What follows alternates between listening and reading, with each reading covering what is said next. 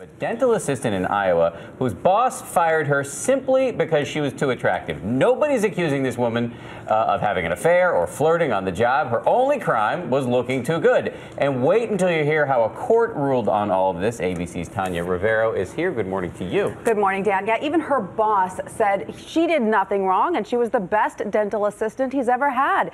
The court even said her firing was unfair, but they ultimately decided it wasn't illegal. And the decision has left many working women outraged and many employment lawyers confounded. After 10 years at a job she loved, Melissa Nelson was fired because her boss said she was too much of a temptation and a threat to his marriage.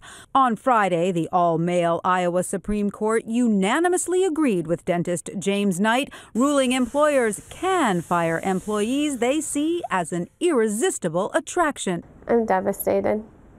I really am. The 32-year-old married mother of two says she saw her employer as a father figure and was shocked when Dr. Knight allegedly confessed he couldn't be trusted around her. I was very surprised. After working so many years side by side, I didn't have any idea that that would have crossed his mind. But according to court documents, Knight admits he referenced Nelson's infrequent sex life, saying that's like having a Lamborghini in the garage and never driving it. But when Knight was busted by his wife sending text messages to Nelson, it was she who demanded the dentist's assistant be fired.